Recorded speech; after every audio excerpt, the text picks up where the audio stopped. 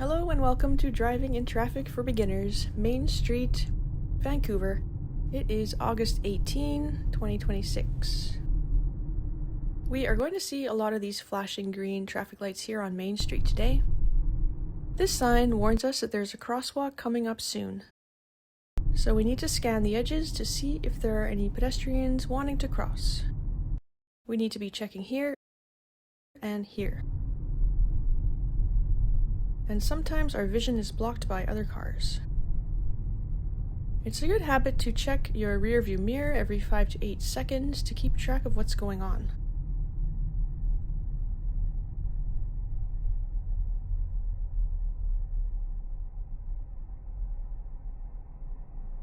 Especially now, I want to make sure this driver is planning to stop. If it looks like it's not, I can honk or flash my brake lights by stepping on the brake pedal a few times. People don't want to hit you, but sometimes they are distracted. Once the car in front of me starts moving, I'm going to hesitate a bit and not follow it right away. If it stops again, I want a bit of space there so I will not be rear-ended by the car behind me. And it will naturally give me a bit of space for my following distance. Now you can drive in the right lane or left lane here.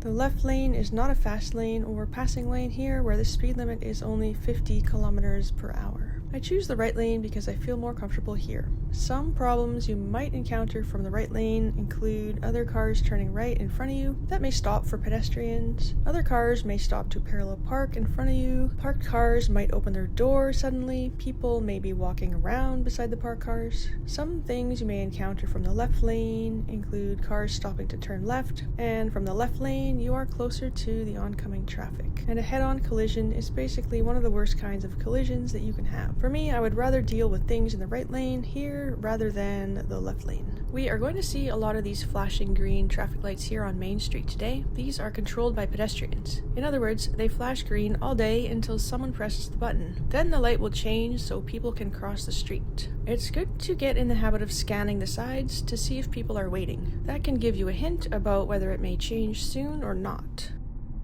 I leave enough room here so I can see the bottom of the tires touching the pavement on the car in front of me. That's a bit of space that I can use if I need to. If the car breaks down, I can still drive around it. There are some other reasons to leave space as well. Even if I'm not the first car at the intersection, I need to scan the intersection, usually from left to right, before I enter it to make sure it's safe. Just because the light is green doesn't mean it's safe to go.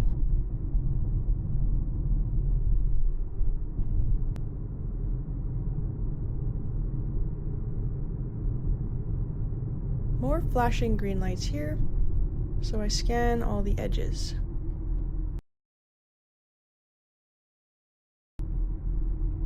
Looks like no one is around here to press the button, so this light is staying green. We still don't know 100% for sure if it's going to change to yellow because some people press the button and then they run away, or run across the road before you get there. I'm not even making this up.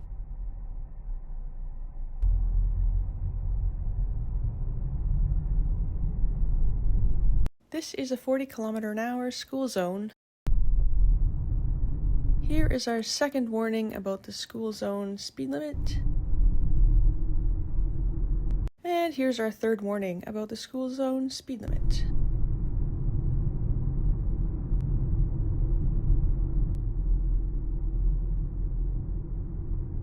This light has gone yellow because it seems like these folks have pressed the button and want to go across.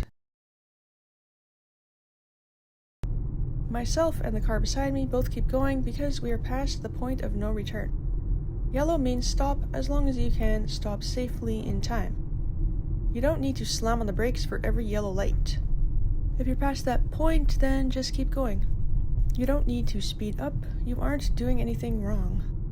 Looks like they're filming a movie here and there's a lot going on, so it seems like 40 is an appropriate speed for the moment. Okay, this is a little embarrassing, but I definitely should have stopped for this light. I had enough time to stop, and there was nothing behind me.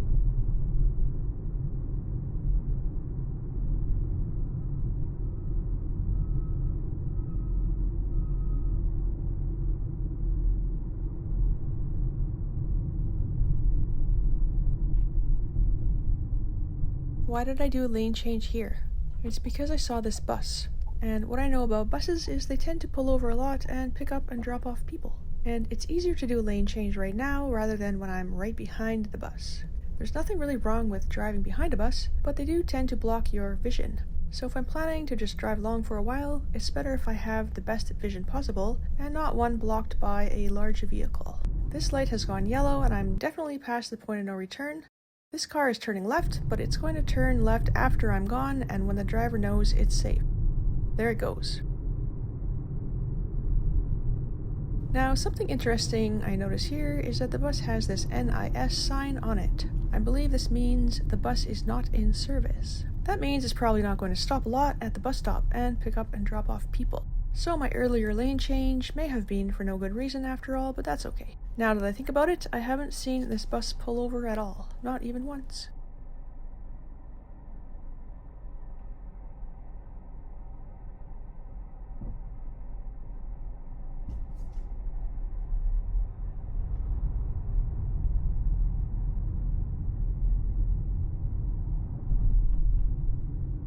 Do you see what I see here at this moment?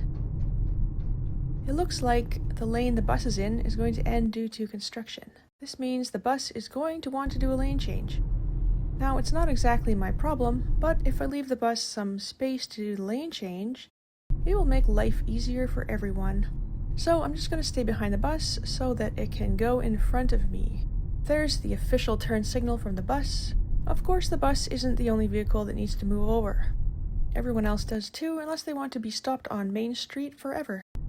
So I'm expecting these two vehicles to also move over. I'm going to check my right mirror and make sure they aren't doing anything crazy. Some people like to speed up and merge over at the last possible second, and if they do that, I just want to know about it so I can adjust my speed accordingly.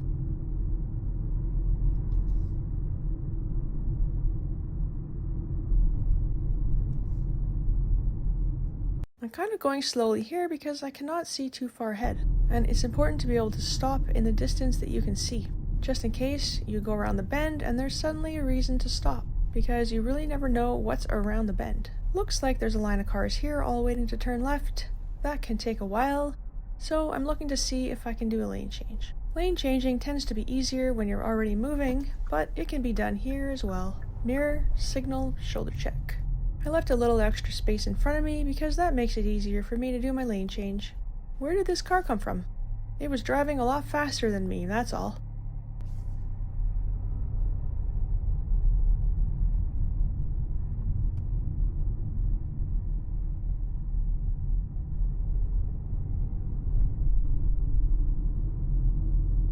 This is not a jaywalker, this is a crosswalk. This is an unmarked crosswalk because it's at an intersection. It is a legal place to cross the road. I'm going to scan to see if there are any more pedestrians crossing. I definitely have some kind of yellow light thing going on today. There are pedestrians here that obviously have pressed the button. I'm going to keep going because I'm past that point of no return. Notice how the two cars behind me also come through as well. And here I am, behind the exact same bus. Oh well. I just try to leave a bit more space between us so that my vision isn't completely blocked by the larger vehicle. But now at least I have more confidence that the bus won't be pulling over like a normal city bus. Sometimes the buses are not in service if they are heading back to the depot or the drivers are changing shift or finishing their shift. Looks like this driver wants to turn right but doesn't have enough quiet room between me and the parked car. I could roll forward since I have enough room in front of me, or just wait if I don't have enough space. Sometimes you can help them out, and sometimes there's nothing you can do. Ultimately, it's up to you, and they can't just push you out of the way. You are the captain of your ship, so you can do what you feel is safe. For some reason, I just waited here even though I have a ton of space in front of me, but my main goal is to keep myself safe, not to make the driver behind me happy.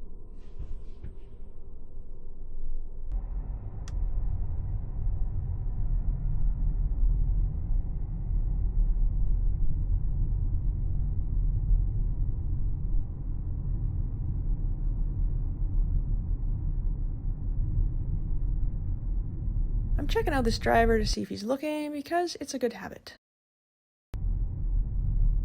This driver changed lanes so they could turn. See how there's nowhere to go in this lane?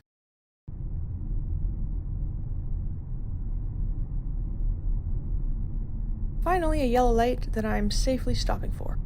This one is not only a pedestrian-controlled light, but it's also a designated bike route. That means there's more pedestrians and cyclists and scooters than usual.